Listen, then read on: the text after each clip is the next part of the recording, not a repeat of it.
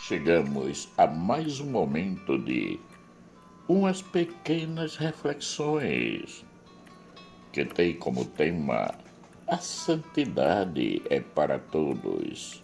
Nada de ficarmos valorizando as quedas e os erros. Portanto, sede perfeitos, assim como vosso Pai Celeste é perfeito.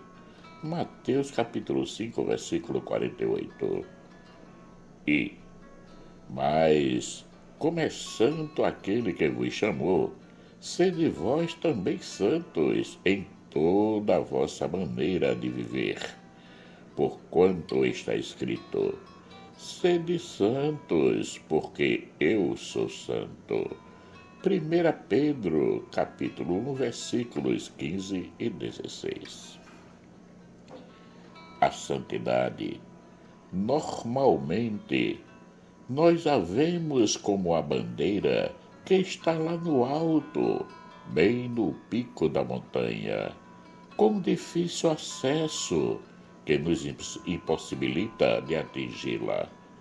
Por isso que achamos normal apenas poucas pessoas conseguirem ser elevadas aos louvores e às glórias dos altares. A santidade.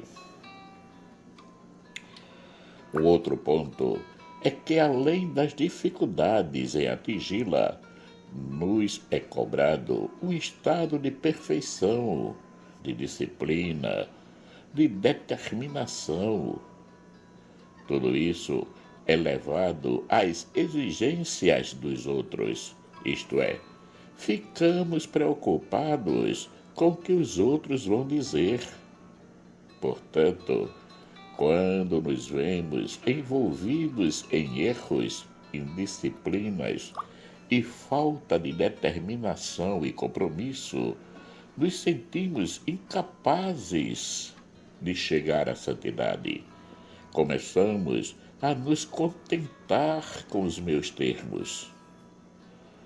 São nesses momentos que começamos a dar mais valor aos erros e às quedas, dizendo que nunca chegaremos lá, que somos realmente um fracasso na vida, ao invés de acreditarmos na misericórdia divina e nos lançarmos em um processo de renovação e conversão que durará por toda a nossa vida terrena. Segundo a Lumen Gentium, documento do Concílio Vaticano II, todos nós, batizados, somos verdadeiramente filhos de Deus e copartícipe da natureza divina. E por isso, somos realmente santos.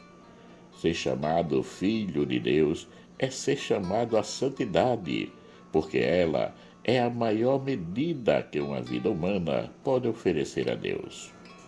Então, se somos todos chamados à santidade, o que devemos fazer para realizá-la em nós? Jesus nos dá um caminho para atingirmos a santidade, quando nos apresenta as bem-aventuranças como a vida concreta de todos os cristãos. Se queres ser concreto no seguimento de Cristo, vives as bem-aventuranças. A santidade não é uma conquista meramente nossa. Ela não se atinge apenas com as nossas ações.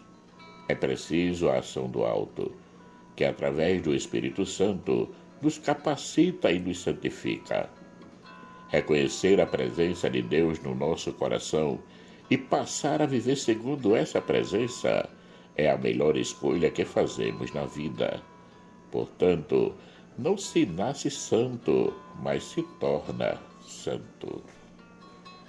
Aquilo que nos atrapalha muito no caminho da santidade é a nossa preocupação com os nossos erros e as nossas quedas, como também com as línguas dos outros. Deixamos-nos levar muito pelo que os outros dizem ou pensam de nós. Que nos importa o que os outros pensam?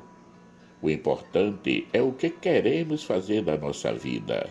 Se é seguir a Cristo ou as más línguas, façamos a nossa escolha.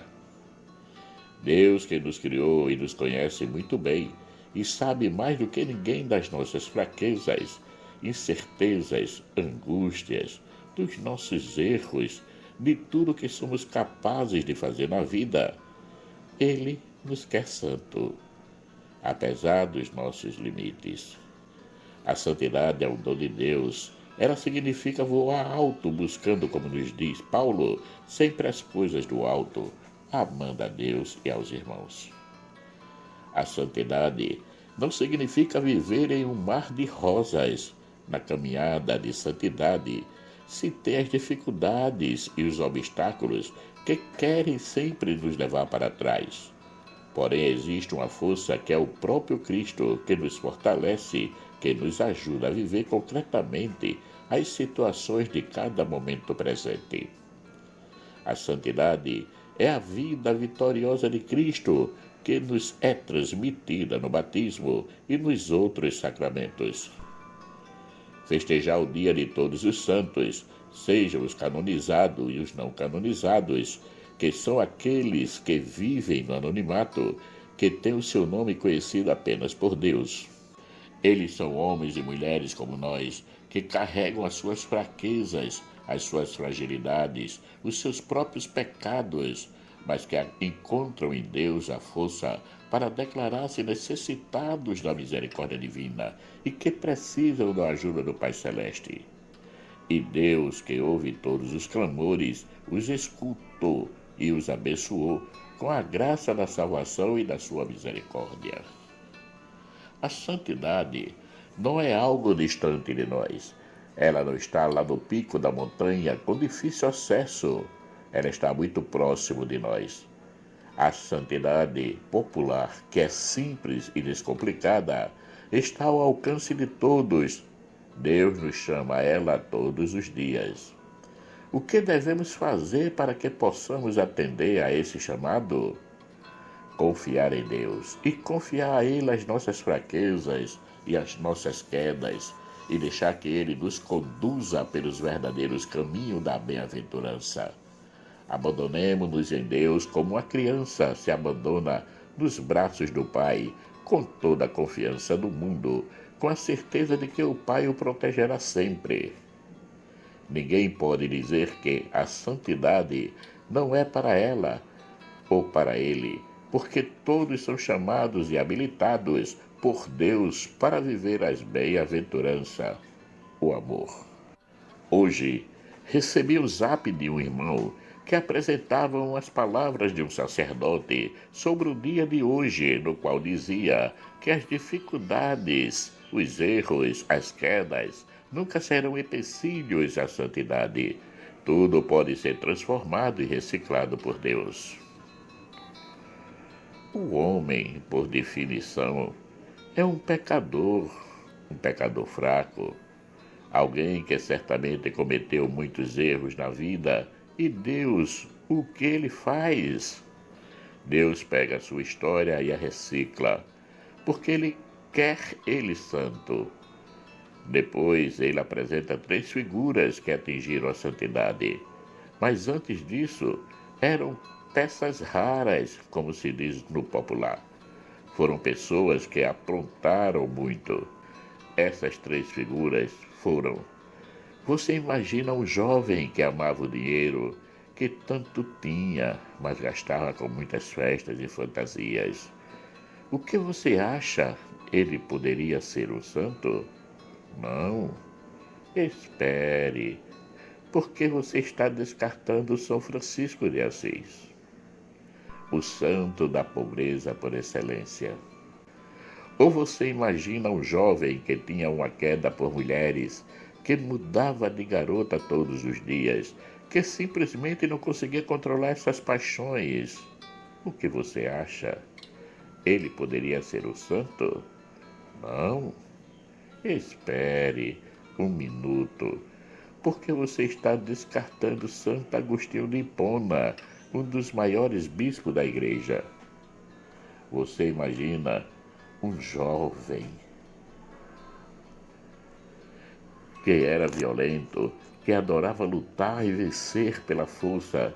Isso até o fazia ter instintos suicidas de querer tirar a própria vida. O que você pensa? Ele poderia ser um santo? Não. Espere um pouco, porque você está descartando Santo Inácio de Loyola, que é o mestre do discernimento.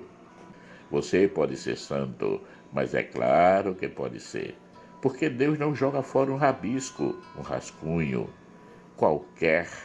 Ele reaproveita tudo para nos fazer uma grande obra de arte, e com essa técnica, Deus não quer fazer santos só alguns. Deus quer fazer com que todos sejam santos. A santidade não é apenas para alguns, mas para todos. Coragem, sejamos esses que buscam com insistência a vida de santidade, com os nossos altos e baixos, sem desistir nunca, porque nada, mas nada mesmo nos separará do amor de Cristo. Porque estou certo de que nem a morte, nem a vida, nem os anjos, nem os principados, nem as potestades, nem o presente, nem o porvir, nem a altura, nem a profundidade, nem alguma outra criatura nos poderá separar do amor de Deus que está em Cristo Jesus, nosso Senhor. Romanos, capítulo 8, versículos 38 e 39. E a única maneira que podemos viver unidos a Cristo é o amor. Somente o amor é que nos leva à intimidade com Ele. Logo, não percamos tempo, façamos como aqueles que hoje são venerados por nós e pela Igreja como santos, que não fizeram outra coisa que se anularem para poder doar-se aos irmãos. Concretamente, amando-os cada um segundo as suas necessidades. Convido a cada um de nós que está escutando, meditando, refletindo essa pequena reflexão, a pararmos um pouco e lermos, pelo menos, a história de um santo ou santa de Deus. E aí entenderemos muito bem o caminho da santidade, porque eles ou elas não foram diferentes de nós. Tinham também as suas picuinhas, os seus limites, os seus erros e fracassos, mas tiveram a coragem de acreditar que o amor de Deus é capaz de mudar todo e qualquer coração, desde que se deixe ser trabalhado pelo Espírito Santo de Deus. Marcos Lauretino. Caríssimos e caríssimas, chegamos ao final de mais um momento de umas pequenas reflexões que teve como tema: a santidade é para todos, nada de ficarmos valorizando as quedas e os erros. Quero agradecer a cada um e a cada uma que já se inscreveram no canal e peço para que compartilhem esses momentos de reflexão. Peço também àqueles que ainda não se inscreveram que se inscrevam, assim podem nos ajudar a manter o canal ativo e pronto para receber mais e mais reflexões. Peço também para aqueles que gostarem da reflexão que deixem o seu joinha. E por último, vamos aproveitar esse canal para refletirmos sobre muitos assuntos da nossa vida e caminhada em Cristo. Já temos bastante reflexões para explorar. Que o nosso Pai, rico em misericórdia, bondade e amor, nos dê um excelente dia. Amém.